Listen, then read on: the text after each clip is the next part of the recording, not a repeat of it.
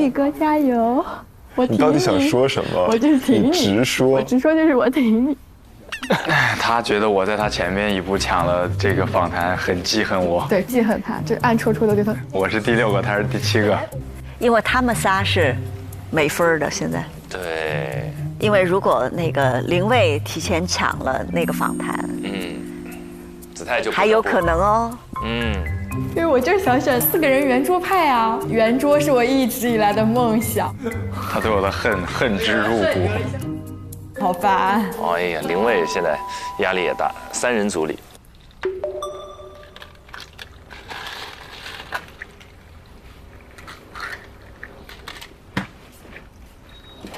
哎，师姐 ，hello， 咋样啊？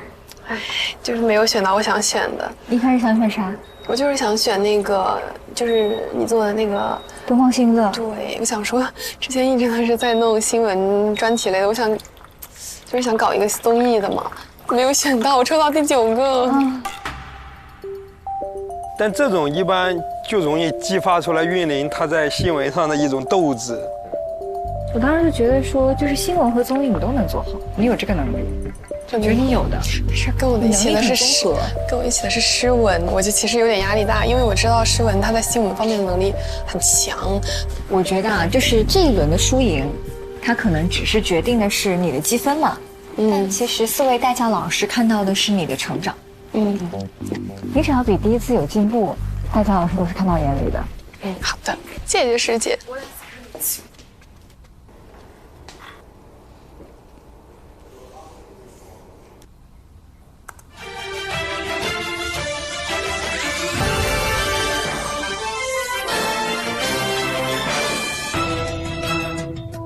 2025年富士共进来看一下吧。行业协会教育 AI。哎，可以从最前面开始看吗？我想听听导语。其实说起来，我们的这一届的大会啊，开启资讯大门，盘点全天新闻。观众朋友晚上好，欢迎收看新闻夜线，我是赵阳。暂停一下，各位晚上好。我记一下他的导语，我觉得咱们最好把开头、结尾导语都背过，省得让咱们看着提词器说。可以开启资讯大门，盘点全天新闻。观众朋友晚上好，欢迎收看新闻夜线。你听那个赵阳的那个表达，跟那个臧希老师的表达就不一样，个人风格就不一样啊。所以他有新闻内容的关系，也有个人风格的关系。印象里面感觉就是主持人都是那种很板正的，然后看这个之后发现有很多风格，很多，有播有说有聊。大致先看一下模式。打开夜线封面。进入夜线关注。有站播。进入夜线约见，2025年。进入夜线约见。新闻夜线封面，夜线关注，夜线约见。我感觉它对应的应该就是时政要闻、重点资讯、访谈。这个全球开放节目哇，这个访谈部分好长哦。这访谈要撑多久啊？半个小时。哎，那我觉得有选题的话，咱们尽量一个人先准备3个比较精彩的问题，然后如果谁想追问的话，就是抢气口插进去。你觉得咱们能有这个默契吗？可以。等会儿我们可以找个具体的例子聊聊看。可以啊。我现在更担心我的新闻播报怎么办？这有啥可担心的？我想找一篇新闻去练一下。哎。我能不能现在找一篇新闻，然后我现在去给臧希老师读，让他给我抠问题，这个算影响我们这个比赛的一些公平性吗？不知道，你问问他呗。可以，我去问一下，这样子我今晚就可以针对性的练一下。臧老师，我有个问题，你说，就是我们能不能考核之前拿一个就是新闻过来找您？挑一挑问题，然后我们今天晚上可以就是回去认真的针对的练习一下。你说现在吗？现在可以吗？可以啊。那我去找2篇，然后准备一下。那我跟他一起就比较公平。可以，好。好的，来吧。谢谢老师。金牌大师课。可以的。那我跟你一起。好的。那我们就找一篇一样的。发一篇新闻夜线的稿吧。好。看看网上有没有。我也是这么想的。感觉他播报方式跟我一般习惯的那种确实不太一样。是吗？我们平时练的稿件是《朝闻天下》和新闻直播间多一点。新闻直播间就是比较正、比较严谨说事儿，《朝闻天下》就是比较清新，然后要很有朝气。所以你每天都会练吗？嗯，就是这些新闻。对，我每天得播。我也要练，每天得播它。太狠了！世界青年和平大会当日在北京举行。我在旁边说吵你吗？我搬着电脑去你对面。好好好。他那个声音的位置播大时政是吃亏。气息位置确实，音色上也吃亏一些。世界青年和平大会当日在北京举行。800标兵奔北坡，炮兵并排北边跑。为推动800标兵奔北坡，炮兵并排北边跑，炮兵怕把标兵碰，标兵怕碰炮兵跑。为推动构建人类命运。天哪，互相嗷嗷的播新闻，就是要有干扰，这样才能练得更好。哎，张希老师，抓紧时间来简单说一下。好的，老师，那您要看一下这个稿子不？我们直接念没事，那我就直接开始念了。我拿个本子一起来听。来开始。今年是中国人民抗日战争暨世界反法西斯战争胜利80周年。80年前，中国人民同世界人民一道，经过艰苦卓绝的浴血奋战。好，我们稍微停一下。你看他的那个共鸣腔是不是全在上面？上面。你习惯在句尾或者某一个词当中把最后一个往上扬。而且你的出刚才有些拖音。今年是中国人民抗日战争暨世界反法西斯战争胜利80周年。什么战争重要还是抗日重要？抗日战争，中国人民抗日战争，对吧？重点在这个，而不在于战争。你再试一下。今年是中国人民抗日战争暨世界反法西斯战争胜利80周年。对，然后继续。80年前，中国人民同世界人民一道，经过艰苦卓绝的浴血奋战，彻底打败法西斯主义，赢得了来之不易的和平。你看，又和平，来之不易，又往上扬，又拖，赢得了来之不易的和平。赢得了来之不易的和平。我想声音往下走一点，然后有时候走了往下走就卡住了。没事，你就按你舒适的来。现在这个我们现在短时间内是改变不了的，一天的时间。你现在更主要的是去把意思讲清楚，把这件事想明白就可以了。你越想现在越弄，就可能僵在这里。这个事情不要去想，这是一个长期解决的问题。好的。你一上场之前不要做大的那种调整。感觉在上小课呢，我们小课一模一样的内容。这是标准小课。你呀，还是这段。今年是中国人民抗日战争暨世界反法西斯战争胜利80周年。80年前，中国人民同世界人民一道，经过艰苦卓绝的浴血奋战，彻底打败法西斯主义，赢得了来之不易的和平。所以我说，诗文就是拿来可上班的状态。绝对。您现在心理压力了。他当时选这新闻的时候，我们心里就揪起来了。他最后一个没得选。当然。一些小的地方可能有一些再修正，有些重音可以给的再强一点。好吧，我觉得总体都挺好的。谢谢老师。谢谢老师。好，我上楼一趟。好的，那有什么问题你们再问我，明天我也会和你们一起。因为明天是我和西哥搭档。好的，姐姐，加油。我去针对性的练一下。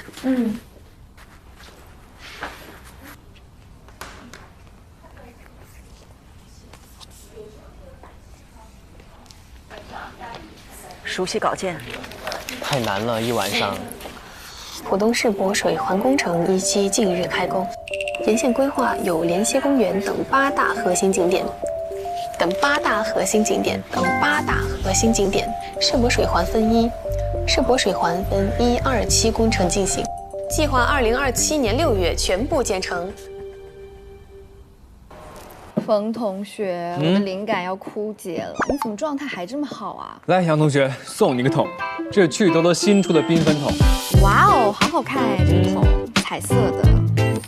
哇，好缤纷啊！里面有4种口味，16小包，看起来很棒。进口软麦6段烘焙，超多香浓巧克力味豆，好满足。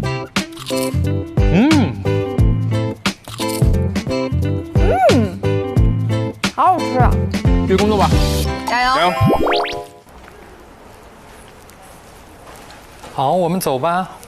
好，杜老师。他们干啥去啊？张老师带我们去看航天展。看什么？航天展。既然所有的东西都是明天给，那我们今天下午4点20从这里出发，去世博会博物馆看一下探月工程20周年的一个回顾展。然后呢，还会给大家带来一位神秘嘉宾，全程陪伴大家一起看展。哎，还安排了看展。那个张希老师是天文航天爱好者哦，对，所以带大家去看一下航天展，放松一下。是老师什么展？世博会什么来着？不用记，不用记，这不是考核内容，这只是一个进一步让大家了解更多的知识的过程。好，看完展之后，我们去吃晚饭。好。羡慕，我也想去。好舍不得，本来是我要去。别本来了你，还在这插。这孩子真的是。拜拜。拜拜拜拜拜拜拜拜。我好想知道神秘嘉宾。我也是，我好想知道是谁。张欣老师这种寓教于乐的方式，我喜欢。待会儿去看那个探月工程20周年。带你们看这个展，一方面是咱们放松一下啊，今天考核压力的确比较大。再一个还是做新闻这个东西吧，它有的时候需要不断的去拓展自己的知识面，在真正需要的时候把它吐出来用上。好的。好嘞，到了，就这儿，世博会博物馆。好漂亮，它这个设计的。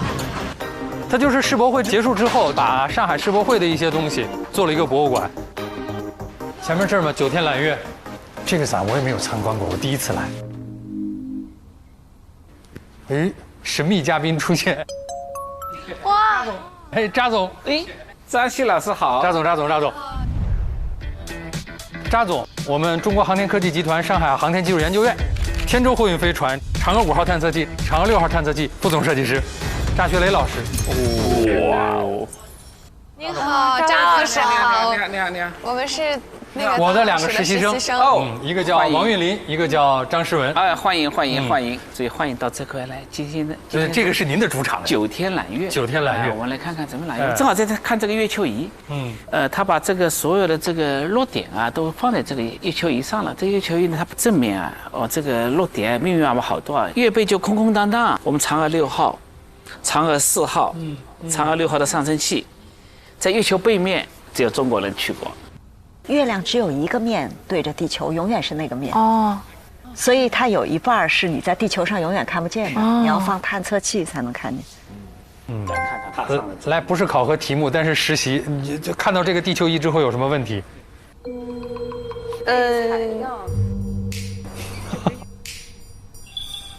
这不是月球仪吗？好，月球仪啊！看到这个月球仪之后有什么问题？看了扎总的介绍，不好奇吗？难道你们不想问一个问题：为什么背面只有中国的在那儿吗？以及背面为什么这么少吗？他们俩还是有点紧张，是不是？哦，你们看了之后没有这种直观感受吗？有。但我怕我问这个问题有点不专业。那没关系，你问的相当专业。考你们可以说说看，为什么叫正面，为什么叫背面？潮汐引力分布不同。哎，有点意思。如果你没做功课一下点通，那真了不起。厉害啊！因为有地球的这个潮汐把它锁定，它也在转，地球也在转。就是我们如果从地球上看，月球看起来都一样，所以永远这一面对着那，所以这就带来了一个问题。那就我们跟月球的背面就没有通过电磁波直接通信的这样一个渠道，所以月球背面要过去就特别难。既然月背这么难落，为什么要落在月背？它有什么不一样的价值？这个就问得非常好啊！哎，新闻人，这个正面跟背面在我们科学家的眼里非常的重要，因为我们嫦娥6号把月球背面的月亮又采回来了啊，然后也发现了很多种科学意义上很奇妙的东西。这个是玉兔号的1:2的模型。刚才这个照片上是这个天线是竖起来的，所以它现在躺在里面。它为什么躺在里面？因为在那个竖起来，是因为没有那个地心引力，它可以竖起来。月球也有引力啊。那为什么？你说，你知道？竖起来是在工作，回去再在干嘛？充电休息。说得很好，就是休息。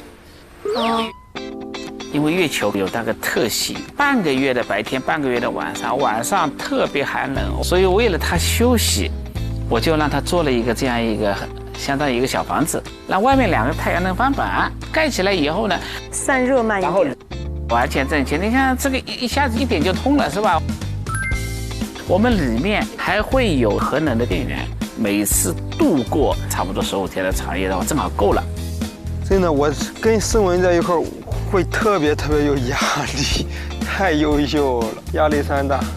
老师，我有一个问题想问，就是这个返回器的轨道示意图，我看到它要从外太空进大气层再出来，然后再降下来。这是为了减轻一点它的那个燃烧的一些重量，然后卸一点力，让它再借着重力势能往下掉吗？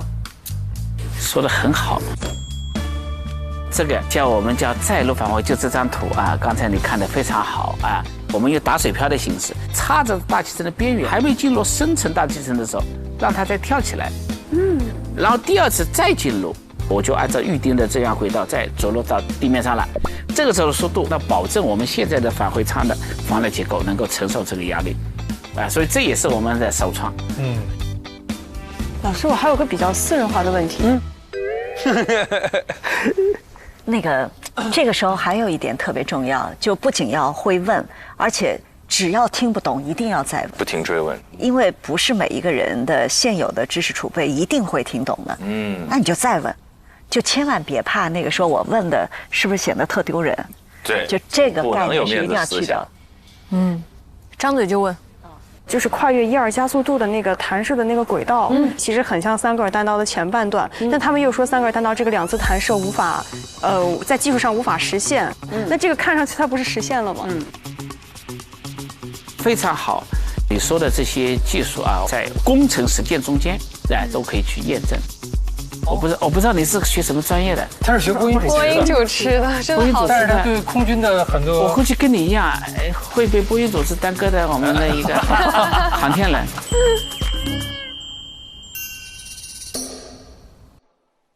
好，扎总，谢谢您，谢谢您，谢谢您，谢谢扎老师，谢谢扎老师，扎总再见，拜拜，拜拜，再见，再见，再见。哇，你真的好了解啊！我只是比较喜欢火箭军的那些东西。天哪，我今天能听懂这些，我觉得我已经尽力。我们走吧，今晚请你们2个吃江景料理。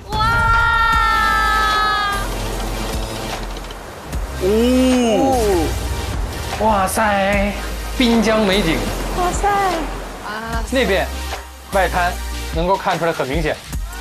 哇，中间那个钟楼看到了吗？那个外滩海关大楼，那是外滩所有建筑当中最高的。外滩就是当时各个国家都在这里有自己类似于商行啊这样的地方，所以它叫万国建筑博览群，有各个国家的建筑风格。好漂亮啊，大上海。走吧，我们去点菜。走吧，走吧。其他几组会羡慕哭吧？我天！吃吧，吃吧，吃吧。来，这些天压力比较大，吃个冰淇淋填一填，好吧？谢谢。好吧，我不客气了。你在广州就待了1年是吗？我是毕业之后去的广州，去年7月份去的。然后今年差不多也就是待了一整年。广州那边是为啥就想走了呢？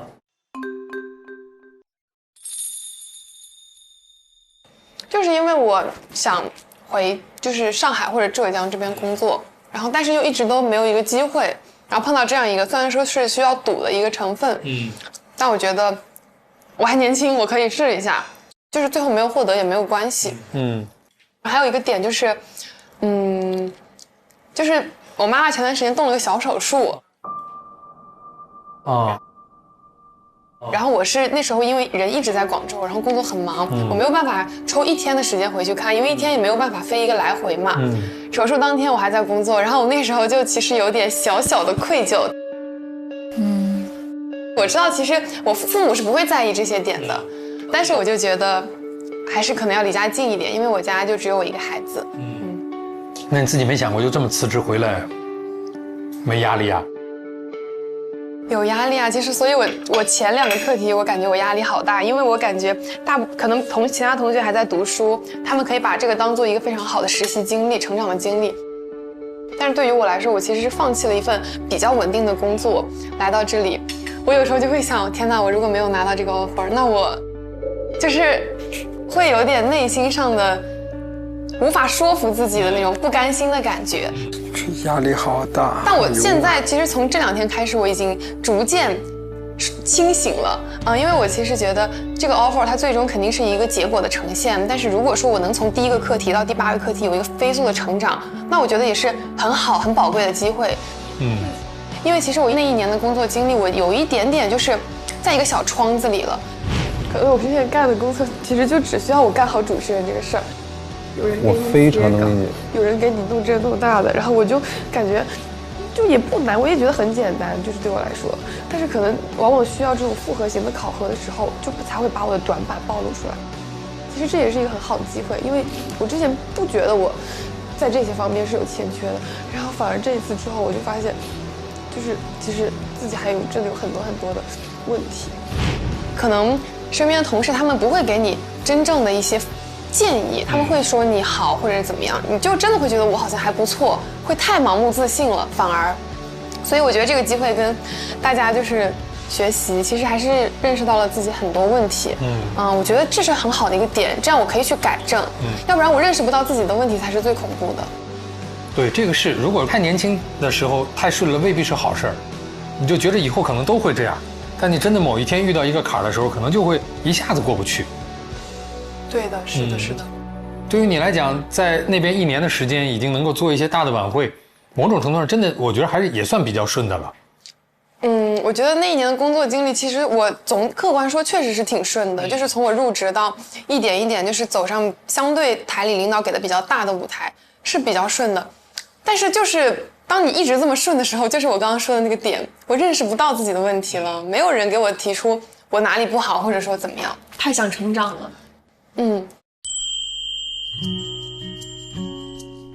广东卫视这1年的工作经历，它其实给我带来了很多实践的成长，然后也是在这1年的工作过程当中，我坚信了我就是很喜欢做主持人这个事情。但是我今天来到这里，我其实是希望我可以从零开始，向各位优秀的老师学习请教。如果最终我顺利的拿到了 offer， 那我觉得这个是我在未来工作中非常有底气的一个事情。但是如果说我没有拿到，那还有一种气叫福气。我觉得承认竞争者们的优秀，也是对我来说的一种修炼和成长。就是有的时候就是要不怕竞争，才能进步。我不能保证我永远都是很优秀、最优秀的那一个，但我想让我做到，我永远都是在持续成长，然后持续进步的那一个。哎呀，真好，心态很好。等于这次实际给了你一个你看到可能够达成的机会。对对对，促成你一下子就把这个决心下来了。所以我想就是对，我想试一下。既然决定试了，就把它试下去，压力不要太大。是的，我最近一直给自己洗脑，没事的，没事的，不要想那么多，不要想那么多。我觉得你也有压力啊，我觉得你也有压力。是好学生的那种压力。我第一次来的时候，大家都觉得我在下面跟我的舍友聊，他们都觉得我风轻云淡的，看上去好像抗压能力特别强。那其实感觉我自己压力也很重，我就是很怕辜负。感觉对我来说，得到这样的一个机会真的好难得，好难得。我有很多东西没试过，我又怕如果这一次我一试，把它试错了，以后这方面的机会就不会再找到我了，有点莫名其妙的担忧。试错了怎么就会不找到你呢？你觉着？我怕大家会觉得这方面我做不好。我们希望你达到一种可以直接就用的主持人的状态，但是你们在我们眼里依然是实习生，实习生试的时候就会出错啊。对自己高要求。一个很重要的判断标准，当然你们最终的呈现，在节目当中的呈现，考核当中的呈现是非常重要的，但是我更重要的看是你们有没有脑子和潜力。为什么？你现在所有的播出的毛病，你思考问题的毛病，只要我觉得我能带出来，那就可以。这是我一直以来把实习生能不能够变成同事的一个很重要的标准。所以我觉得你不要去考虑自己一定要达到一个某种特别成熟主持人的标准，这很难，尤其是在一轮又一轮的考核的过程当中，想的越多，思想包袱越重，可能越想好的时候，可能越会出问题。说的特别好。从根儿上把他这个压力卸。对，因为有经验的新闻人，有经验的主持人，就是能够快速的区分哪些毛病可以改，哪些改不了。是的。改不了的靠选嘛，改得了的靠带嘛。靠带。所以没事儿，努力。来，祝你们明天考核取得好成绩。谢谢老师。整个实习期间有收获。好了，走吧。好，走。今天晚上还是早点睡，休息好啊。好的，好的。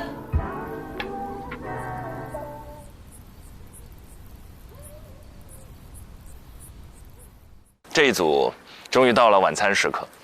其实这是很重要的一个从办公室里的稍微带有一点距离感的老师和实习生的关系，到可以交心、谈心、推心置腹的某种意义上朋友关系的一个重要的转折点。因为我觉得他们也积累了很多压力、很多想法，其实也需要发泄一下。是的，岳林他其实不说，我们都快忘了，他从广东卫视有一个非常稳定的工作，而且我去打探了一下，他很多节目上，然后事业还是上升期，不是瓶颈期。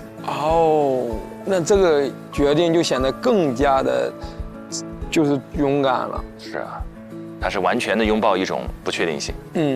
而且他好像是把自己归零了嘛，就是从实习生来做起，这个归零的勇气好像也是挺重的。可能他家人的那个小手术真的在他生活中投下了一个小石子儿啊，激起了涟漪。你们过去有没有这种在自己的人生道路上有这种决定性时刻，就突然有一刻你就知道，哎，我真正想要的到底是什么？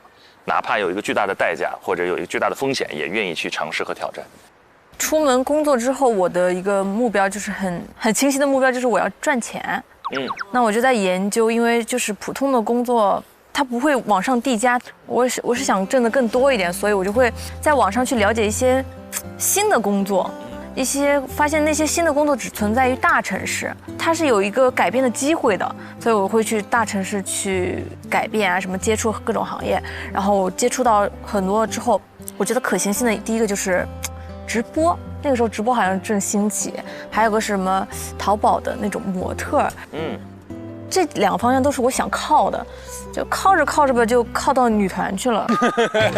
我也不知道为什么，反正都是工作嘛，我就去了之后，然后也在那个团里待了2年，又觉得好像也没什么动静，然后我就觉得一直这样下去吗？那未来是什么呢？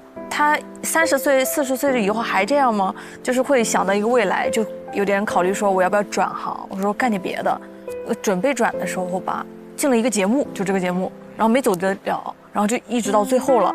那到了最后，然后就进到了这个行业里啊。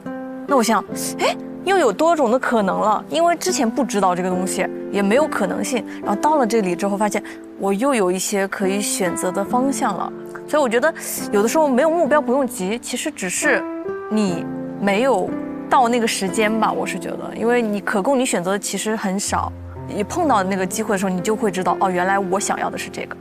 对。俊林有吗？之前我一般会给自己定一些阶段性的目标。那我现在就是，其实我前2年就一直对做导演这件事情很感兴趣。我这次自己拍了一个小小的那种专题片的片子，我就自己觉得还真的挺有成就感的。第一，我首先不是学这个专业的嘛，可能我还需要去，就是在这个过程当中去学习更多的专业知识。其实最开始的时候，我真的是一头雾水，因为我完全不知道我要怎么做才能把一个片子给做出来。后来我发现，好像从最一开始，就是看起来很遥远，根本不可能实现的这件事情，它真的就摆在你面前的时候的那一刻，真的很有成就感。愿意试一试是一件特别好的事情。对，我也觉得韵玲那句话说得很对，就是我现在也年轻嘛，我就觉得说能尝试就去尝试，就可能我现在去尝试的话，就我可能发出一个东西，如果不太好的话，肯定会有很多人就是说我这个不好，但是我也认为大家的批评可能也是对我进步的一个更快的一个方式，就是有一些批评的意见里面它是带有很强的建议性的，你如果真的把它给能够消化了的话，可能你进步的就是比别人快。厉害，所以我在想，所以也许过2年就导演界一个新星冉冉升起，这完全是有可能的。贺导，就跟你刚才一说那个小点子的时候，就我一下就带入了，因为我现在心里也会有一个方向，是在下一本书的主题框架基本上都已经搭建起来了。我也是，下一个的那个脚本我都在我的脑子里面，我还写出来过。没错。哎呀，怎么还惺惺相惜上了？你俩这还？我想听一下批人他到底是对我吗？你心里的小念想太多，群星闪耀。我没啥念想，我就觉得能过一天是一天。活着就是念想是吗？哎呦，你说完我有底多了。我其实挺理解他们2个人，韵玲和诗文，就是他们俩那种，我选错了吗？就那种自我怀疑，我其实挺能理解的。是的。全玲老师你有过？对，就因为我是大转过行的，对吧？对，所以我从央视出来做投资人，然后有一段时间会出现这样的状况，就比如说我们投资界，就挺著名的媒体说，全老师，我决定给你们的基金颁一个奖，我觉得你们做得不错。我说是吗？你的确觉得我做得不错吗？你要是来主持我们这个颁奖晚会的话，我就给你颁这个奖。真事儿啊，1赠1啊！就是那个不止一次。就那一刻你会特别怀疑自己，说我是谁，我在干什么，我到底投资有没有得到大家的认可？对，就我到底投的，你们认为到底是个啥状况？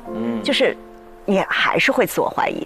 然后我就后来在想说，原来你当主持人的时候，当记者的时候，你也会面对外部声音，对吧？那肯定不是每一个人都喜欢你，会各种人给你提意见。我为什么不在乎？我不在乎你们提的那个意见，我知道我在干什么。是。然后你就会发现说，你真得就这那个业务足够自信到你可以不在乎外部评价的时候，你才能到那份儿上。然后我就会对自己说，选就选了，然后你有可能就是没有那么好。还有可能你用尽全力，用尽你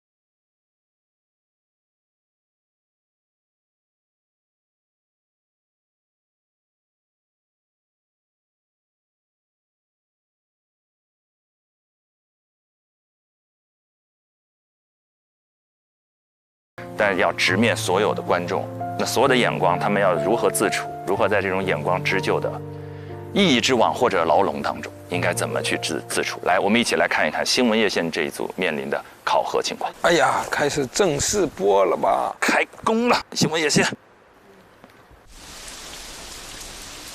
进入夜线约见，今年的第8号台风竹节草对上海的风雨影响逐步加大，怎么拆解这个死而复活的台风呢？我们今天请到的嘉宾是中国气象爱好者科普团队联合创始人王路成，另外呢，中国气象局上海台风研究所的研究员朱雪松也将会在线参与我们的讨论。主持人好，大家好。也想先从您目前拿到的相关的资料来给我们介绍一下，目前这个竹节草的走势到底是一个什么样的态势？曼谷方面的行动，而泰国代理总理普拉坦韦差亚猜则表示，以上就是新闻夜线的全部内容。更多新闻请登录看看新闻客户端。咱们要不要捋一捋昨天新闻夜线的那个内容？我感觉看看他们提问方式，咱们挂挂钩。可以啊，那我们去会议室吧。然后昨天那个叶县约见，他叫积极应对台风复活赛，他请了2位嘉宾，一个现场的嘉宾是中国气象爱好科普团队的创始人，他是一个公众号，然后另外一个是台风研究所的研究员，就他连线的，好像这个是对，所以这一次整个的一个就是立意就是气象，那我可以从头到尾捋一下问题，可以说是问了4个维度的问题。就是第一个是介绍基本情况，然后第2个死而复生是气象的角度，是讲原理，然后呢第3个是一个新闻关联，然后跟北京的强降水相比，然后是呈现了哪些特点，最后是一个服务性的信息，就是你要怎么去认识这个事儿和你最后要用什么方法来解决，就是一个还比较清楚而且可以套用的思路。可以。太清晰了，他学习的时候都是100%。我觉得需要一个这样的朋友感染我们。我需要让一个朋友引领我。是，我也需要。那到时候我们拿到那个访谈嘉宾的信息之后，我们就先列4个方向吧，4个方向吧。我觉得是可以的。对，分配一下谁来问哪些。对。就是一个13，一个24。如果自己这个领域里面有的问题的话，就可以就来追。我可以申请1和3吗？可以啊，那我就来结尾。好。老师，这远看怎么穿的跟贵妇一样？忙了个毯子。准备怎么样了？我们现在正在模拟当中，正在押题。就是我们看了昨天那期新闻夜线，然后我们就把这个给。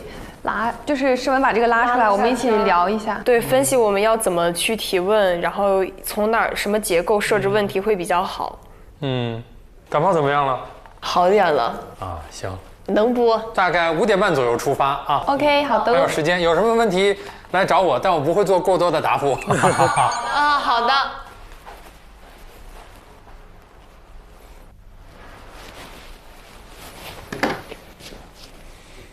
几点去上班？5点半带他俩过去。5点半出发。5点半从这儿出发，计划6点半到那头嘛，留了1个小时总归够了。然后他俩先看你直播。对，但是他俩的稿子我大概在7点钟左右会给到他们。哦，他们现在还没有稿子？没稿子。那他们现在准备什么呢？他们看以前的夜线的，在把脉，自己似乎在押题，似乎在押题，押题约见是什么？但我觉得他们押不中的那个题。太坏了，坏老师。就是那种老师看你自己在那儿划重点，然后心里知道我肯定不会考这个。你押哪个，我就不考哪个。但是再准备啊，就是其实心理状态就会好一点。对，是热身儿，这身体已经热起来了，思维转起来了。好，那上访谈这块就你来做开场。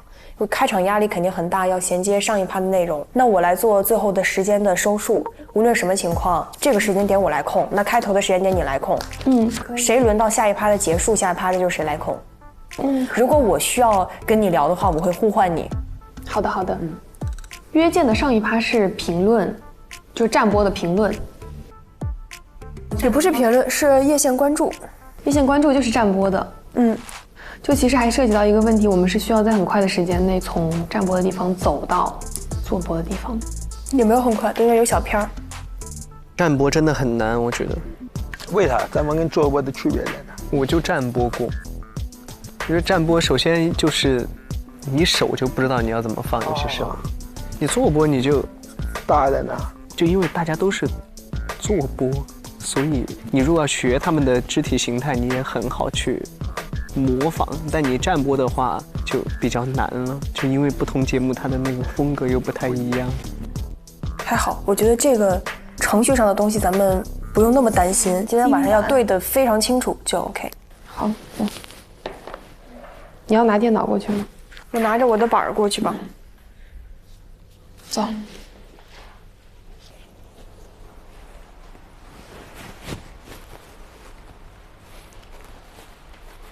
该走了。好，加油！风萧萧兮易水寒，搞得这么壮烈干嘛？好像我要带他们去多么艰险的地方一样。拜拜拜拜拜拜，老师们，拜拜拜拜拜拜拜拜，加油！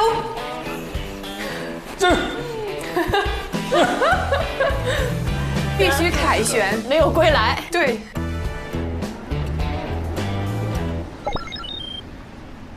到了，同学们，这边就是总部。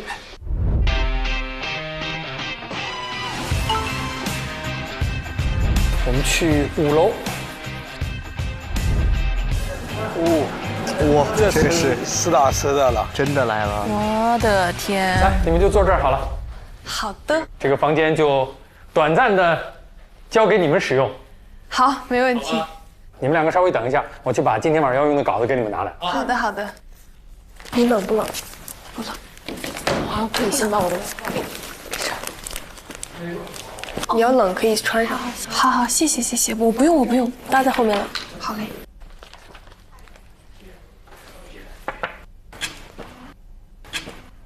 稿子来了。哇，这么长。是这样的，我跟你们说，前2页是串联单，就今天整体的版面的安排都在这个上面了。稿子当中凡是这样被标灰的，一律都不用看。上面你看到有双，那就是2个人的。A、B 就分别是单人的。然后到了关注，每人都是有占播的。在串联词1.5之后的页线广告1、频道 ID 1和小片头1要完成一个转场，也就是说 A 要转场过去，在这个时候，大概时间只有35秒时间。那么最后一个板块，我们也把它拆分开，反正都是做播。这是约见的稿子，好吧？嘉宾在上面也已经写出来了。然后你们2个。待会儿看完稿子，找时间把提纲列掉。好。8点半提交一个约见的提纲给到我。好的。那你们2个先准备。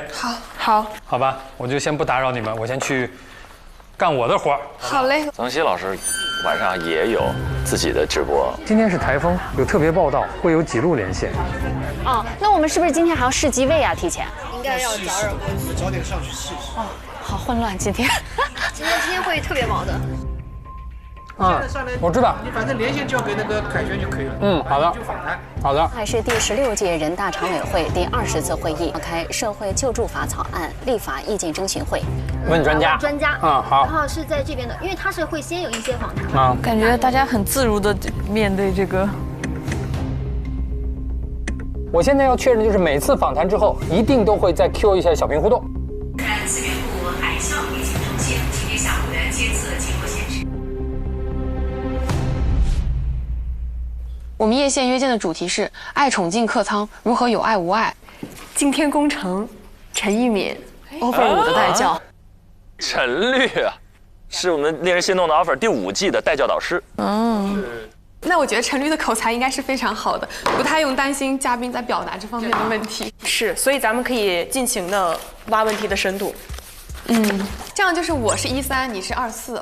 那到我们各自那一趴的话题，就是各自来带节奏。好的，但是我们就是可以在边上有一些呼应，对，有一些呼应。OK， 没问题，姐在稳稳的。有诗文，诗文的部分倒不担心，双人也不担心，但韵林的单人部分，尤其是流程。他要完整的放在脑子里。韵林现在扛的压力好大呀。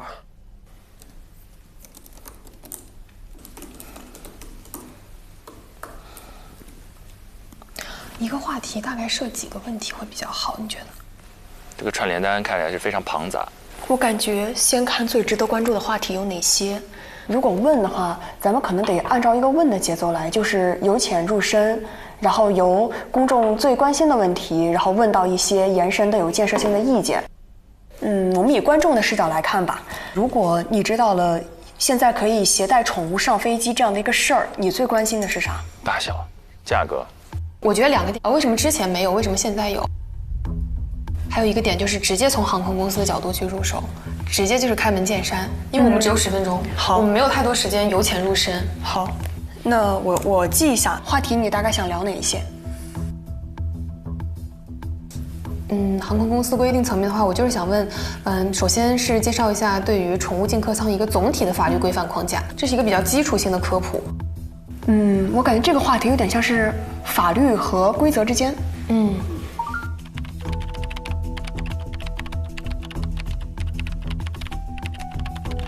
那第2趴就是乘客的视角，携带宠物和不携带宠物的乘客的视角。对，这个是值得讨论的新闻节目嘛，它不是一个生活服务类节目。就比如说，你把你的狗狗带在你的座位旁边，邻座那个人怕狗该怎么办？所以它就有新闻视角。第3个话题，其实我有一个点想说，这个规定的一个变迁，就是从最开始宠物进客舱的时候，它是什么样的一个规定？那第3趴的主题其实就是变化。我觉得收尾是不是可以从未来的法律完善来讲？一整篇我们都已经说了很多当下的法律，那也肯定会提到一些法律的空白。那未来怎么样做，3方怎么做会更好？我觉得其实是可以作为一个收尾。对，那我先把这一块法律的完善列为趴4，我先把它列成第4趴。好。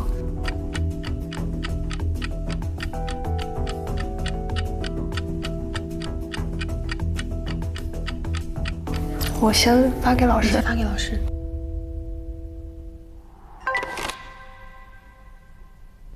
接下来就到化妆间去改装。好，进化妆间吧，去吧，改装，然后就把那个你们衣服就放到这儿来吧。我和凯旋先去工作了。好，线下参观人数预计将达到35万人次。大会期间，专区项目路演60场，早期创业项目现场。据了解，这次推出的日校课程时间段设计的十分灵活，分为了3个。哇，他们这个倒计时更像这直播。艺术早课为9点30触达意向客户超1200人次。3、2、1。观众朋友晚上好，欢迎收看新闻夜线，我是张希，我是郭凯旋，这就开始今天的夜线资讯之旅。吸引800多家企业参展，展出3000多项前沿。原曾任河南省佛教协会会长，世界斯诺克上海大师赛正在1天之内同时迎接海啸与台风双重影响。研究所副所长韩鑫，欢迎2位嘉宾走进演播室。疫情作业区域、一线水闸区域、人间地头棚设计核酸检测点、地下空间及抽排处置情况如何呢？我们来连线现场的记者翟玉森。看到现场积水正源源不断的。接下来台风的影响会逐渐的减小，这个时候对于防灾减灾工作来说，重点要向哪个方向转？今天计划取消进出港航班640架次，被判处有期徒刑1年9个月。涉案旅行社的经营者。我们介绍一下目前上海地铁路网的情况吧。究竟是一个什么样的影响的路径？吉孔肯雅热、吉孔肯雅热、吉孔肯雅热，天津北部局地发生地质灾害。的上海之余，我们马上来连线他。现在我所在的位置呢，是在浦东机场的 T1航站楼。我甚至这个风一下子过来的时候，我有点站不住了。现在外滩已经是风大雨大的一个场景了。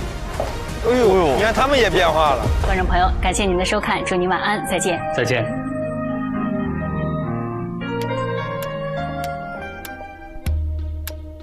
时间差不多了，2位同学过去，我们就准备吧。哎呦，张鑫老师还有精力了，我要经历这么长一场直播，我感觉整个人就已经空掉了，就躺了，大脑一张开，绝对瘫了。我是坐这边。对。你跟他们说一下机位。行，我来吧。这个演播室是一个极控的演播室，摄像机的运动全部是电脑控制的。正面的3个分别是3号机、4号机和5号机，其中4号机是拍你们2个人的，是一个双人的机位，然后3号机是你的，然后你的是5号机。好。当中还有一个6号机是摇臂，功能比较多，它负责整个站播2个人的坐播。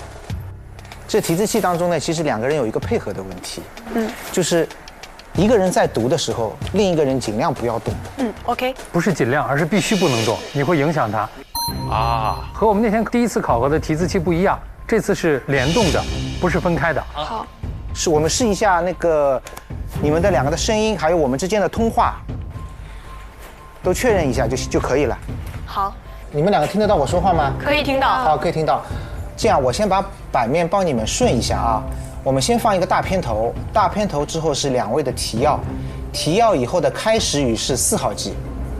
然后开始语读完，2位转6号机，这时候6号机在你们的右边，就是那个摇臂。好，然后提字器的速度，你们2位看一下，可以吗？可以。好，准备25分开始啊！我们离正式开播还有1分30秒。那咱们约见的部分还是第1趴你来管，第2趴我来管，好的，第3趴你来管，然后问题就你来掌控，然后第4趴我尽量去问出来一个问题。啊，离开播还有1分钟。展品首秀实现双倍增，截至下午2点，大会接待了来自10多个国家的156个采购团组，预计达成意向采购金额超160亿元，线下参观人数预计将达到35万人次。30秒倒计时。我的天！哇，惊心动魄的30秒。掌控过我的恐惧又出现了。就是这个30秒倒计时。5、4、3、2、1，一比。燃起来了，燃起来了，你又燃起来了。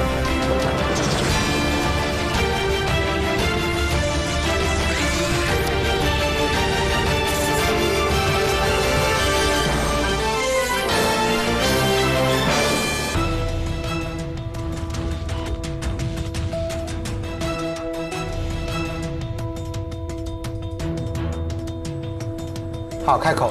开启资讯大门，盘点全天新闻。观众朋友，晚上好，欢迎收看《新闻夜线》，我是张诗文。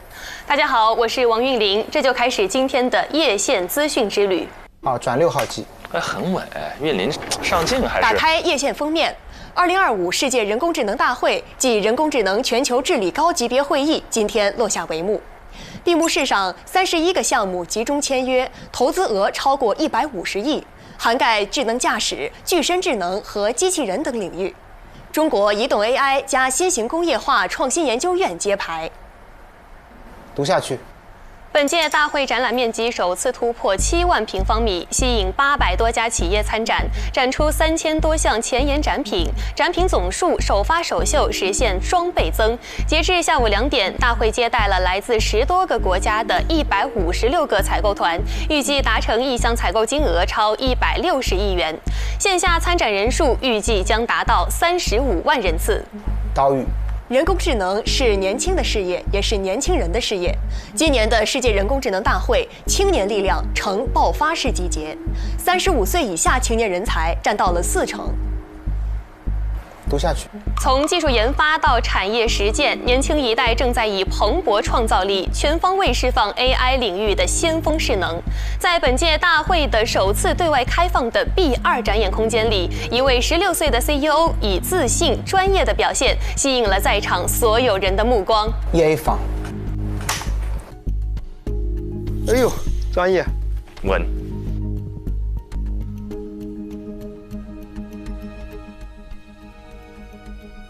开始之前，竟然我一度很紧张。项目集中签约，投资额超过我去那边看一眼啊。好。2个人的开场不错，没有怯场，稳住了。有个问题啊，就是每一段你们2个人是要连着读的，不用停，当中不用停。张诗文，你要把身体也转过来一点，你不能只转头，身体不动。对，好，回来是台风竹节草的线配，2条是连着的啊。竹节草给它压到了，压着了呀，台风。3、2、1，走。此前我们报道了，原本已经停止编号的台风竹节草，在27号夜间复活，直扑我国华东地区。今晚8点，台风竹节草中心位于距离浙江省舟山市东南方约200公里的东海海面上，最大风力8级。中央气象台预计，竹节草将以每小时10到15公里的速度向北偏西方移动。尽管台风竹节草的移动速度不快，但强度正在缓慢增强。为应对逐渐逼近的竹节草，从昨天起，上海各防汛防台部门已经迅速响应，从疏散船舶、内水外排到物资准备、排查隐患，一系列应对措施全方位筑牢防汛防台安全网。EA 房。好，我回那边，我不在这边看了。压力大。西哥换了好几个位置了。其中，浦东新区拟启用集中安置点116个，计划集中安置近1.5万人。按照最新要求，人员转移安置将于明天上午9点前完成。好，回来是北京降雨情况的导语，两位导语准备。我们在附近也已经联系好的临时的一个避难场所。最后一句。记者洪冠全报道。走。视线转向北京，截至今天0点，强降雨已造成北京因灾死亡30人，其中密云28人，延庆2人。今天北京降雨持续，部分地区仍有暴雨。哦，跳出来了，切出来了。不是故意的吗？对，提示器被他关掉了。西哥，你跑到这边来关提词器。提示器被他关掉了。哇，这个是真的，西哥，哇，你给他们安排事故吗？会安排一个，就是灭提字器或者提字器给它乱了，给他们知道吗？不知道，他们不知道会有事故，不知道，这个不能告诉他们，从开始戏里就会有了，说戏里随时随地准备应对事故的，这不一样啊。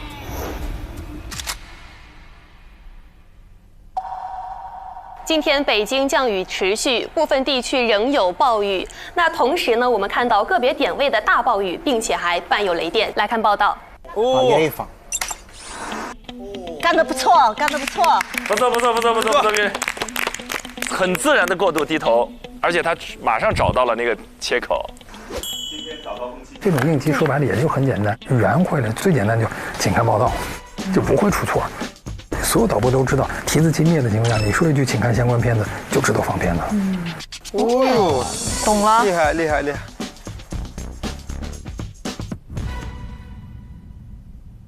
好，刚刚提字器跳走了，然后现在把提字器进入到后面那条。3、2、1，走。好的，这里是正在直播的新闻夜线，广告之后新闻继续。好，EA 房。我现在需要去站播，对吧？对，没错，你现在要站过去啊，当心机器它会自己动的。好，我觉得诗文这儿肯定也得出点问题，得公平啊。站播没有桌子的支撑，拿着鼠标还要翻稿子，相对难一点，是熟能生巧的一件事儿。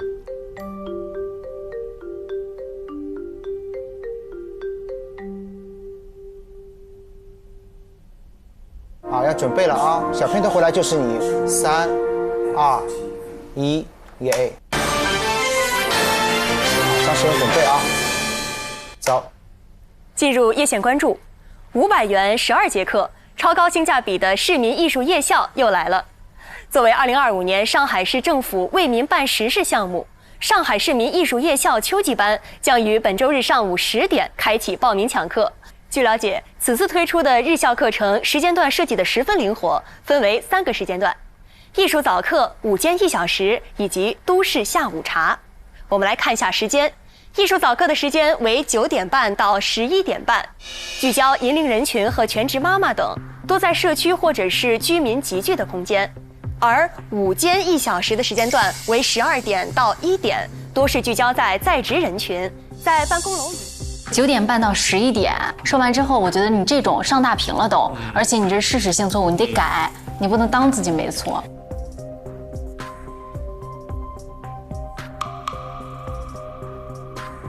都是聚焦在在职人群，在办公楼里、产业园区或是百人群。那么在课程方面更是包罗万象，既有传统的国风舞蹈、书法、乐器，也有紧跟潮流的手机摄影、插画。甚至是实用的旅游日语和中式点心制作。哦，这是什么使坏的手势？关提字器了。与此同时，市民艺术夜校进一步拓展点位，秋季班拟共开设600个点位，2300门课程。2300门课程，其中近半数为 AI 相关的课程。那么有关于这一些课程的内容，我们也想到它是市民美育、日夜兼程、同时兼顾这样的一种设计的形式。好，爷爷准备啊，请看报道，快，不要找。那么首先，我们现在进到下面的一部分新闻。昨天，静安区人民法院对2名利用抢票软件抢购倒卖博物馆门票的00后男子作出判决，这也是上海首例相关判决。是随便找了一条读下去了是吧？应该是就手上搞的，有啥他就瞎读了那个。前面一条片子漏掉了，是接不了了，没有按串联单的顺序来，他直接跳了。他是找到哪个是哪个。应急他不能说他随随便便就把这条片子跳过去了，而且他随便挑出来一条片子念，那如果同事们反应不过来，又该怎么办呢？导播本人还有放片子的老师，那全部都得跟他的顺序来调了，所有的片子顺序也变了。博物馆跳掉了，闭幕跳掉了，斯诺克也跳掉了，他的是哪个呀？那条是哪个？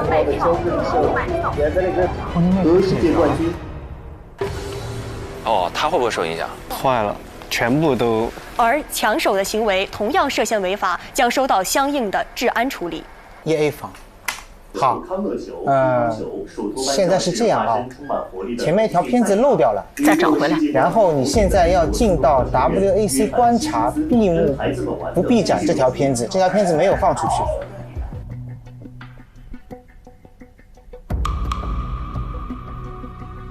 来，黄玉玲，你先让一下，你先回到你的座位上。他还有一条片子没有读完，没法交换。再倒回来，把这条片子再倒回来就行了啊。是与此同时这一条吗？第一句是世界人工智能大会昨天在上海闭幕，你能找到吗？好的，还没有找到。你翻稿子还不如在提示器里面找，往上走。啊，片子还有10秒钟啊。10秒钟找这。提词器是极不好找的，因为一面就是20个字。好，准备啊！我的天哪！3，你们找好，停，到了，就是这里，走。世界人工智能大会昨晚在上海闭幕，但在上海世博展览馆的展览延续到今天，整个展览参观人数超过35万，创下历史新高。好 ，EA 房。好，现在换人。换人，韵林。哎，你这么一说，那这场韵林没准能够。抢下分数来了。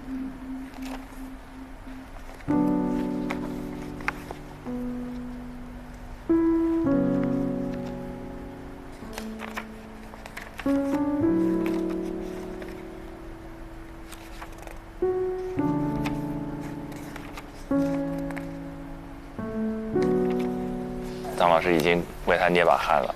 我天，诗文控制情绪啊，我觉得是不是要哭出来了？对。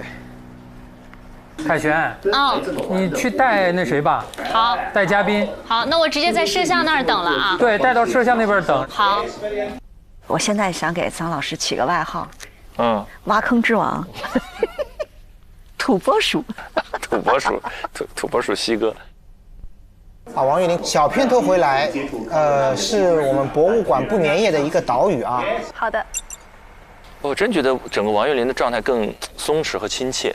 因为刚刚解决完一个问题，人的状态就会提升。他有个自我的激励。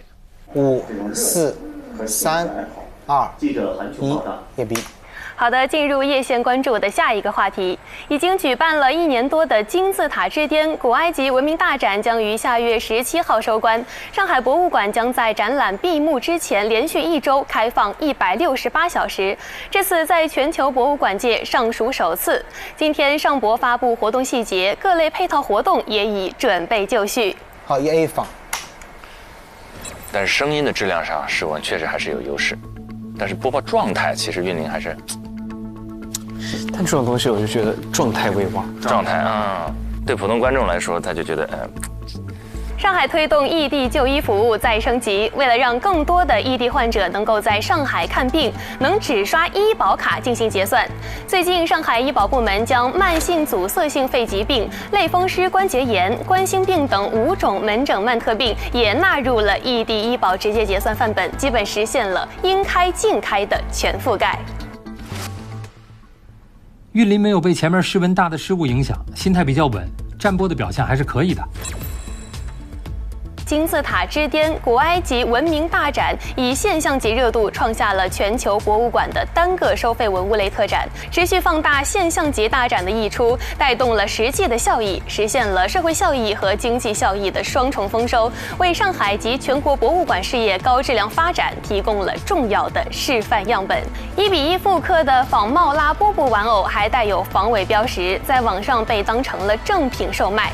在彩票店买了4万多元的彩票，幸运的中奖10万余元，但男子不仅没有拿到钱，还在今天被判了刑、罚了款，这到底是怎么回事？来看报道。约一访。好，回到主播台，我们下一趴是约见。你看他到那个民生新闻会好很多。是的，他生活化，笑眯眯。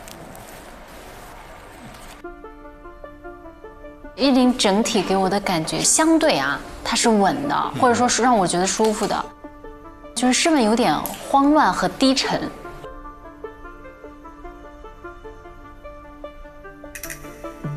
我就感觉它就是一种不在状态的状态。嘉宾来了吗？现在能带吗？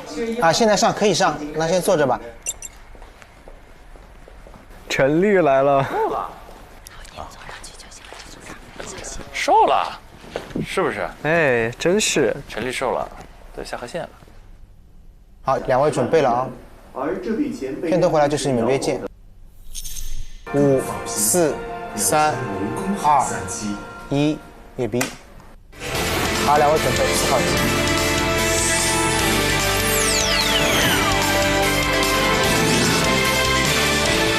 走。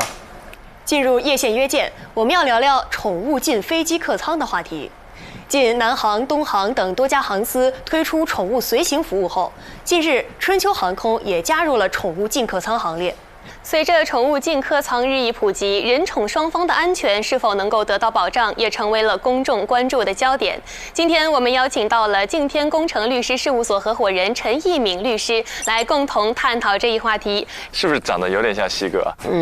对，整体的形象状态很像西哥。陆荣飞卡到0.07 0.07 10分钟。好。陈律您好，非常感谢您做客我们的新闻夜线。首先想问一下您，关于宠物进客舱这样一个事情，您有过之前的了解吗？主持人晚上好。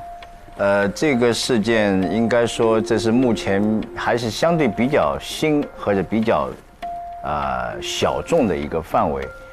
我们国家呢到目前为止也没有对这个事情呢做出一个明确的立法，所以这个只是各家航空公司对这个事情有不同的规定而已。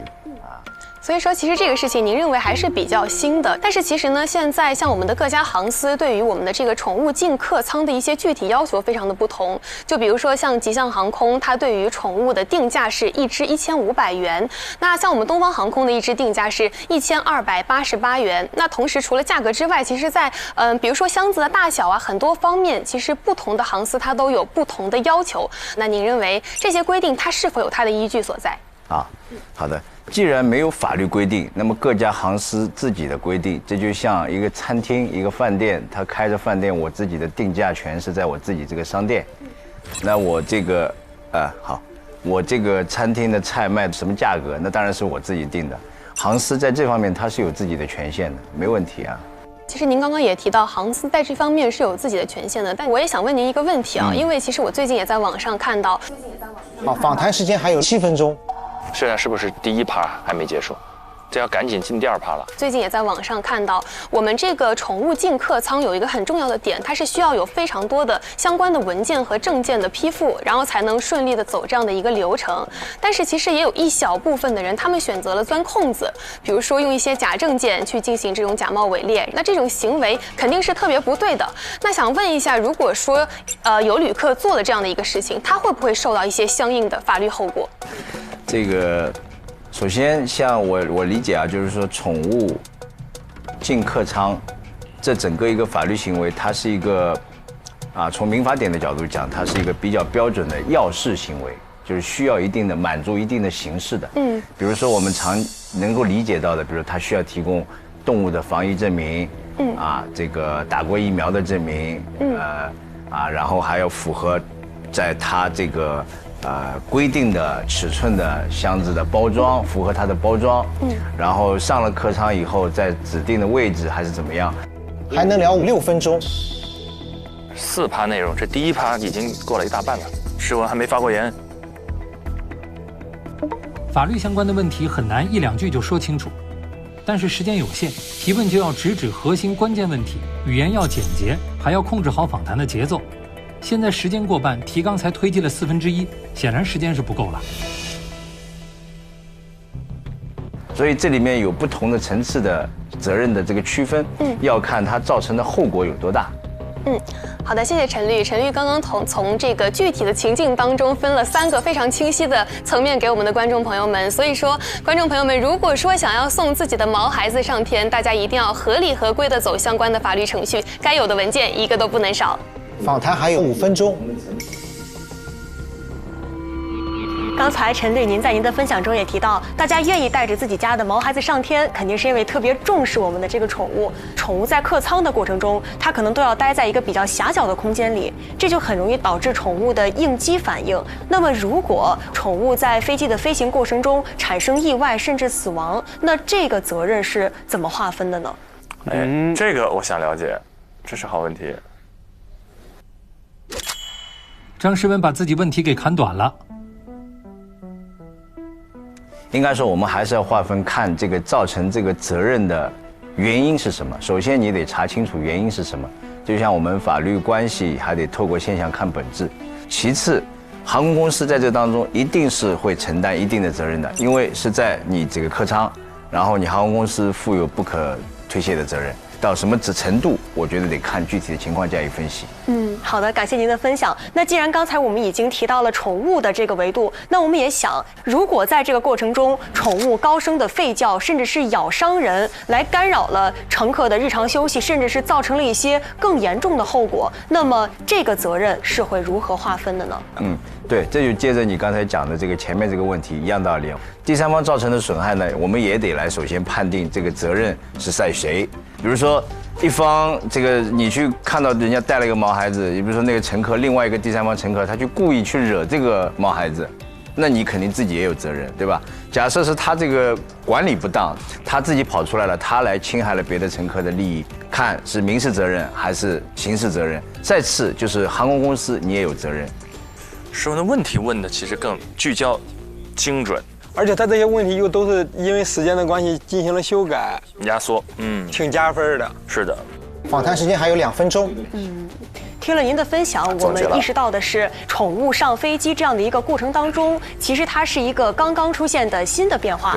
那么我们也想到，能带宠物上飞机，其实是一个公共管理精细化的这样的一个很有人情味儿的变革。那么您认为，在您的之前的职业经历里，法律应该通过一种什么样的角度来帮助这种有人情味儿的公共政策，能更好地保护到所有人，让喜爱宠物的人，还有飞行上的这个乘客的安全和自己的权益都能得到保护呢？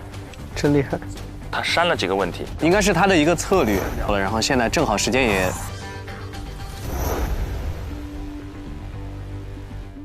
好，给的时间到了啊，然后嘉宾回答完这个问题就可以收了。目标就是好，法律本身追求的就是公平。我们想要完善达到的目标，就是在整个这样一个构建的这个出现的这个法律关系当中，所有出现的主体都能达到权利义务的对等。你要承担义务，但你肯定也对应的会有权利，没有单方面的一方偏颇一方的。所以法律肯定是朝着完善这个脚步，完善这个事情的各个方面的角度去往前走的。明白，谢谢陈律给我们带来的精彩分享。其实刚刚您举的这些例子都让我们感受到了，其实这些反面案例都像警钟一样，时刻敲醒着我们法律的威严。谢谢陈律，谢谢您。谢谢主持人。好的，这里是正在直播的新闻夜线，广告之后新闻继续。好，陈律您可以回去了，有请，谢谢，感谢陈律。谢谢。陈律，您从这边，对，还从这边。好的。加条稿子，没有提字器，到时候低头念。在串联单在哪里？在中美经贸会谈之前。好的。加在哪？加串联单里头，接下来是哪条？接下来是这条。外交部和也门之间。之间是吗？好的。好，广告还有30秒。就前面的情况，就偶尔会碰到，这个是常态。2场会碰到1场吧？哎呦，没有时间熟悉背稿，对吧？这几十秒钟快速看一遍。那当然没时间背稿了。对他们来说，30秒，好嘞。这个是把所有的那个意外情况全部都来一遍。临时加新闻稿件，就是为了测试主持人的现场应变能力以及抗压能力。5、4、3、2、1，阅兵。好，插播口播。为降低司机运营风险，保障司机合法权益，近日，交通运输部集中改造改建1000个标准化高速服务区司机之家，为司机提供停车休息、饭菜加热、淋浴、洗衣等5项免费服务。目前，第一批100个提升改造完成的司机之家已投入使用。每个司机之家将至少提供20个货车停车位、2个淋浴间、2台洗衣机，24小时营业。针对司机投诉较多的运费拖欠、执法不规范等事项，交通运输部联合有关部门部署开展了收费治理工作，降低过高抽成比例，实施货主预付运费等，保障货车司机的合法权益。可以。好，继续现配。当地时间7月28号，中美2国经贸团队在瑞典斯德哥尔摩举行中美经贸会谈。这是继瑞士日内瓦经贸会谈达成一系列重要共识，英国伦敦经贸会谈确立伦敦框架后，中美双方再次就经贸问题举行面对面磋商。瑞典首相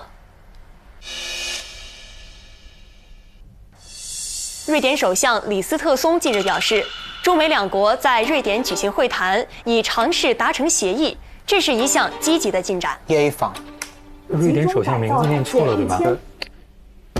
就是他的那个语气一下就变了，这一下就严肃起来。对。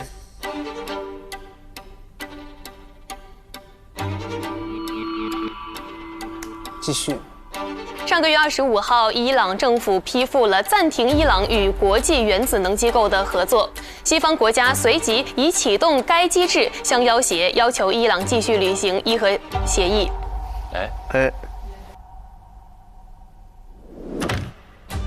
电影《南京照相馆》《东极岛》《山河为证》，这3部作品都是以真实的历史事件为依托。嘴瓢吃螺丝我都能理解，第一次播这么多内容，还要面临各种意外，对2个人来说都是一次非常大的挑战。今天，泰国陆军和柬埔寨国防部分确认，2国军区指挥官在边境地区进行了会谈，共识了停火协议。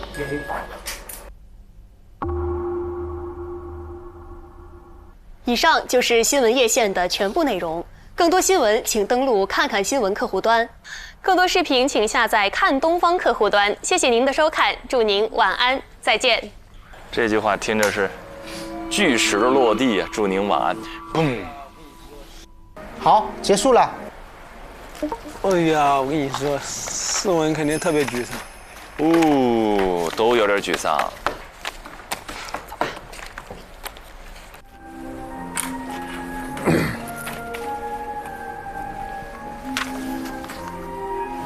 陆老师关一下对讲，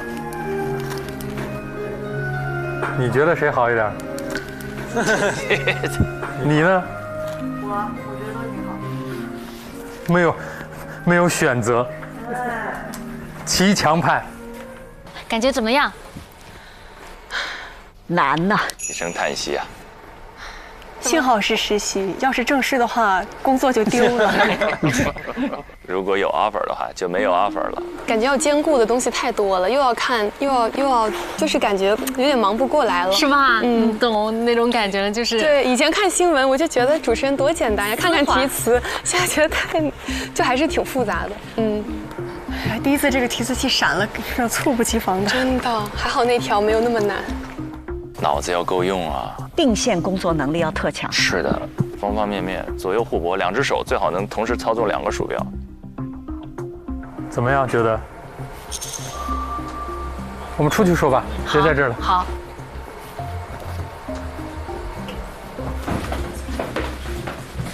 你就坐这儿呗。不，没，就站着聊聊就好了。他们的什么？今天感觉怎么样？我出了大岔子。啊？你说什么？我说我出了大岔子。什么大岔子？你自己觉得？我在播站播的那一部分的时候，那个提字器故障是它从中间开始断的，然后我没有办法我没有及时定位到下面接连的一条新闻是什么，跳了一段，然后又重新回来读了一遍，这是一个大问题，然后把人家瑞典的首相的名字念错了，名字给读错了，然后也挺大的。这如果真的是上班的话，我就下班了。你呢？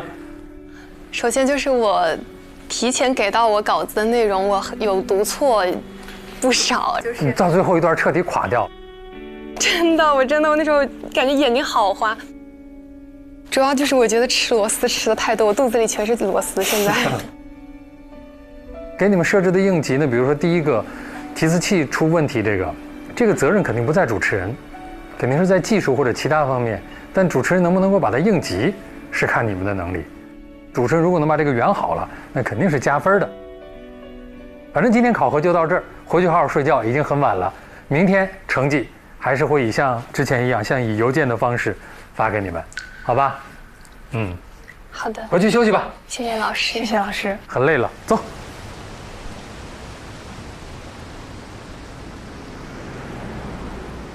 公主，请上车。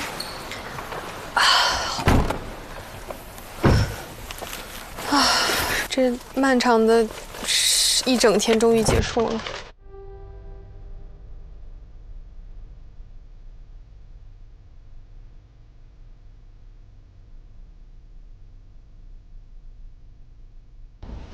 我在想，这个到底是张老师一个人打分，还是其他的老师一起打呢？你觉得？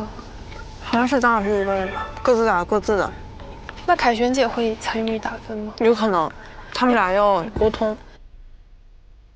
那明天我们就是过去找老师复盘，差不多。不太好评。前半段其实韵玲还真的已经崛起了，是这个续航能力。诗文呢有几个大的失误，那几个失误太大了，一个时间，一个人名，一个跳稿。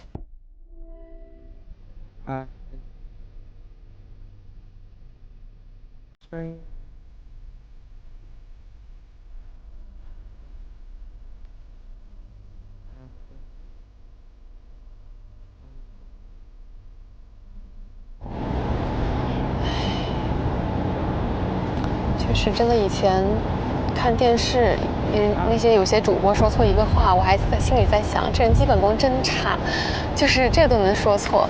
但自己上了主播台，其实才发现没那么简单，真的。这好多大一大二的学生都不喜欢新闻播报，就觉得好像很笨。但是我有的时候真的觉得，新闻播报你如果把它当成读字儿，它就确实没啥意思。但是你把它当做提前有准备的跟观众的那种信息交流，你就会感觉很好。你看咱们现在就在刮台风，然后那些记者就在我们现在脚下的这个城市里边就到处在做出镜，然后跟我们认识的那些人就待在主播台上连线，就调动这些新闻的资源，那让我感觉好刺激，就是我就在这儿。是的，这个行业路漫漫其修远兮，我们还差得远，上下求索。你是不是一个很坚定的人？他内心坚韧。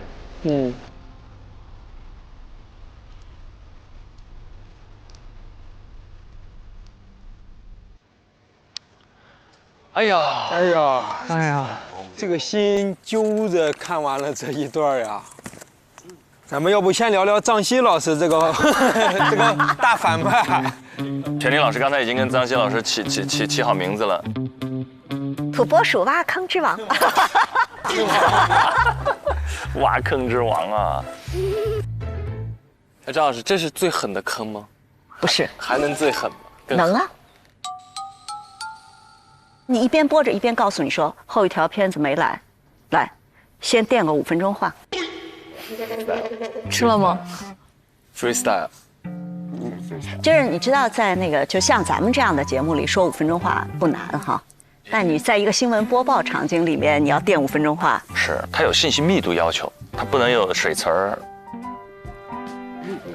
确实，你知道，对我们来说，其实有嘉宾就有安全感，因为我可以甩一个问题给你交流，然后我就起码大概会有一点时间去准备我下面的。但特别可怕的是那天，那个是03年非典的时候，他告诉我说啊，嘉宾在路上，马上就到了，你先开场。然后正我开着场的告诉我说，嘉宾开会啊，来不了啊，先撑着啊。然后他不告诉你要多长，就说明片子也没有，嘉宾也没有，你不知道撑多长啊。那我开完场之后，那怎么办呢？就开始讲故事呗，因为只有故事是可以讲30秒，也是可以讲20分钟的嘛。然后你就开始讲，我得讲了得有17、18分钟，各种各样的故事。说准备一下，嘉宾要进去了。救星来了，你刚说你说不用来了，我已经时间讲完了。所以就是其实真实的那个场景里，就是这样的事儿挺多的。我想确认一下，张老师，就是像诗文犯的这几个错误，第一个读错那个时间，然后漏播了 VCR， 然后读错首相名字，这种错误是非常非常大的错误，对吧？对于新闻来说，只要伤及新闻事实，都算大错误。吃一个螺丝不算大错误，但伤及了新闻事实是。所以在真实的场景里，是导播会配合的。就比如说，你说从9点半到11点半，其实是11点，对吗？然后导播会提示你说，重说一遍是11点。然后你就要及时的说啊，对不起啊，这个课的时间其实是9点半到11点，大家注意一下。就你就要垫一句，内容必须要正确，内容很重要。对。所以你还要具备一个能力，就是你要一边说话一边听导播正在说什么，不能影响你此刻说话，还得有正确的回应。所以说诗文这个其实它的整体的表现是好的，但是这3个错误确实非常非常减分的哈。对，它算是伤及了新闻事实的部分。但是我觉得他的临场的反应还算是快的。所以你看起来就比如说漏了2条，手忙脚乱，对吧？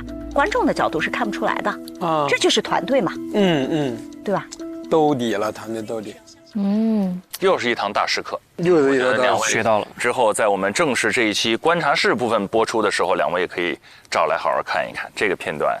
我刚才在看的过程当中有注意到，他们俩都在最后复盘的时候提到一句话，说这个新闻播报看起来容易，上手难。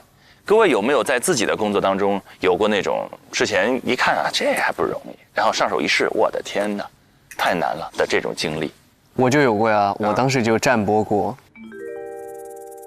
当时第一次去实习那个中国电影报道的时候，就导播告诉你，你在哪句话你要指一下后面的这个电影的那个封面，然后可能你要转右边，但是我转多了，他就说你不能转那么多，不然你就被抬了。你有可能哪一句话你要指左边，都有完全不一样。然后有一些话是看着提词器说的，然后突然可能到了现场，导播老师会告诉你，你这个地方背一下，然后看那个你的搭档说。然后说了之后到哪一句话，然后再转过来。当时第一次就还是出了很多的问题，但幸好那是录播，还是全英老师说的，可调可减，团队还是对，还是可以帮助我们。各种情况都可能出现，真的太难了。俊霖，你是做过站播的，你理解那个同时要做几件事情的复杂。就大家刚才看诗文在那儿站播的时候，意识不到他到底同时脑子里在思考多少件事儿。我给大家捋一下啊。首先你要做的是，你手里有一摞稿子，大概来自4到5条新闻，但是不用这个稿子的时候也要及时翻页。一旦他漏了一条，他就找不到了，或者提示器灭了，他就找不到了。所以他手里的稿子是保安全用的，你就要让他处在安全状态，就叫做及时翻页。第2件事情，你要控制 PPT。但你讲的快了慢了，你要控制 PPT 翻页。第3个，你还在控制提示器的进度和速度。再然后，你还要一边播的同时，再跟这个大屏进行互动。耳朵里在听导播做的事情，对吧？所以他其实一心在5、6用，因此我特别坚定地说，如果不是一个能够一心几用，可以同时多现场工作的人，不适合做新闻主播。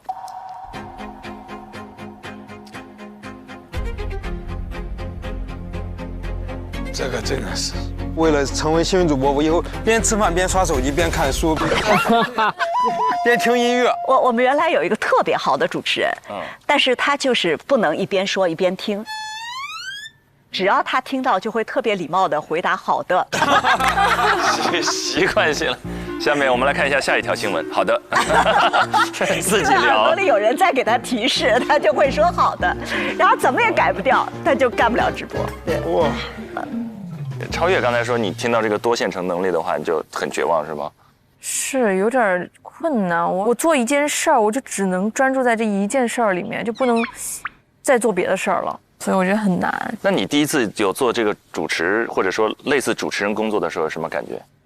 我之前就是在晚会上有帮那种串词，我觉得还好。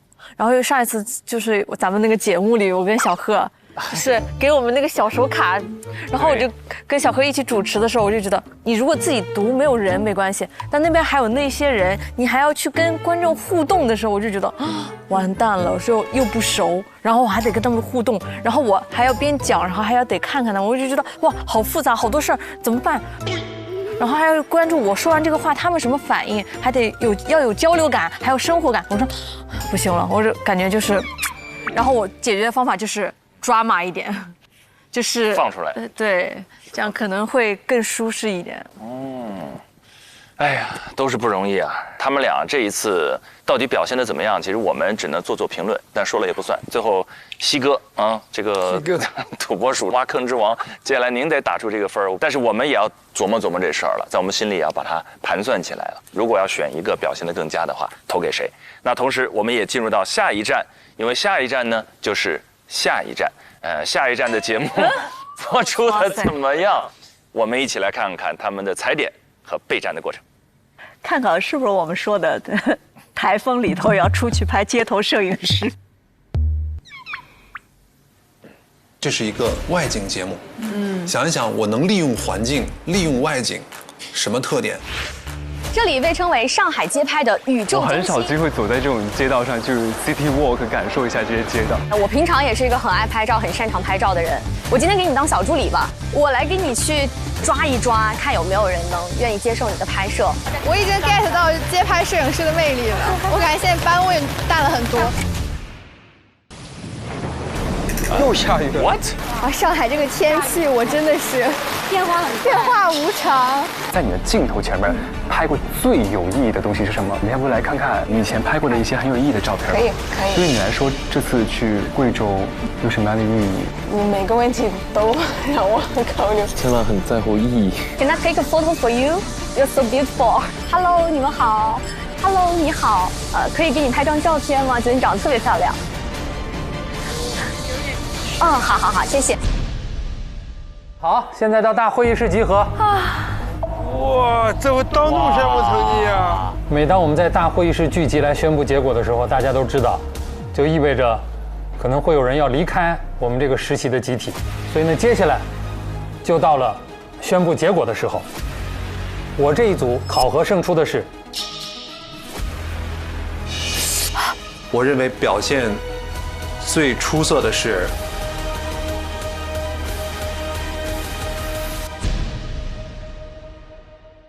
渴望就可能，心动就发生。本节目由酷爽带感点燃无限渴望的百事可乐冠名播出。鸿蒙折叠电脑13英寸便携18英寸大屏，折展之间体验非凡。